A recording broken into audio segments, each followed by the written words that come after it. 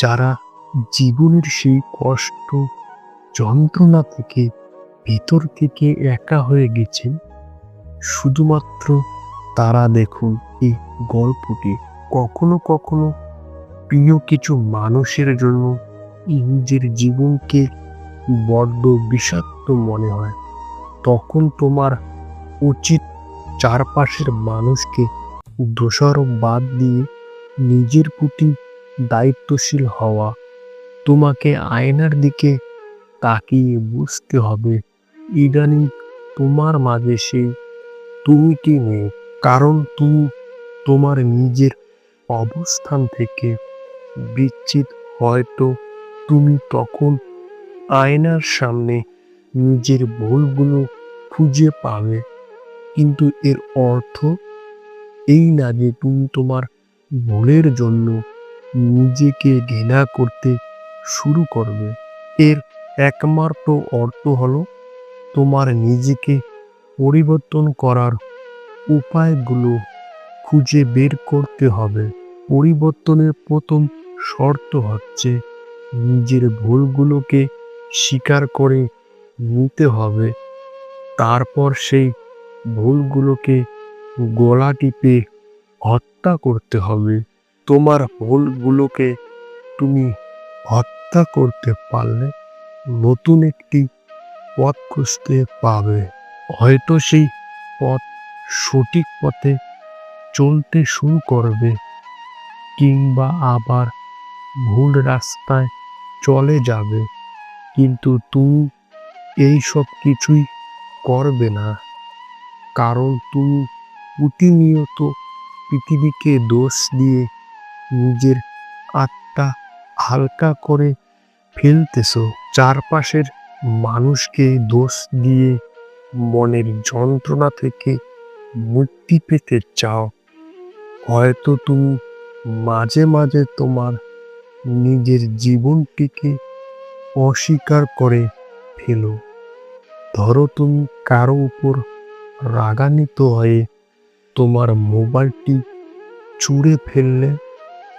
এর জন্য তুমি হয়তো তাকে দোষারোপ করবে না, কারণ সে তোমাকে রাগান্বিত করেছে। কিন্তু নিজের রাগান্বিত হওয়া প্রতিক্রিয়ার ফলাফল দিন শেষে তোমাকেই ভোগ করতে হবে। সহজভাবে বলতে গেলে, কেউ যখন তোমাকে কষ্ট দেয় তখন তুমি হয়তো সেই কষ্ট সইতে পারো না, কিন্তু সেই কষ্টের প্রতিক্রিয়ায় তুমি যখন নিজেকেই কষ্ট দাও, সেটির জন্য দিন শেষে তোমার নিজেকেই ভুগতে হবে। কারণ নিজেকে উপলব্ধি করার যথেষ্ট ক্ষমতা তোমার আছে। একটি সময় দেখবে যে মানুষটি তোমাকে প্রতিনিয়ত কষ্ট দিয়েছে, কিছুদিন পর দেখবে সে সবকিছু অস্বীকার করবে। তখন সে তোমাকেই বলবে সবকিছুর জন্য তোমার নিজের পরিবর্তন হওয়া প্রয়োজন। তখন তুমি তার মুখ থেকে অনেক কথাই শুনবে, কারণ এসব না বললে তারা তাদের নিজের দোষকে আড়াল করতে পাবে না। তোমাকে বুঝতে হবে তোমার ভালো বৈশিষ্ট্য এবং খারাপ বৈশিষ্ট্য তোমার তখন উপলব্ধি করতে হবে যে তোমার জীবনে কত সুন্দর কিছু রয়েছে, যে জিনিসগুলো তোমাকে নিজেই পরিবর্তন করে উপকৃত হতে হবে।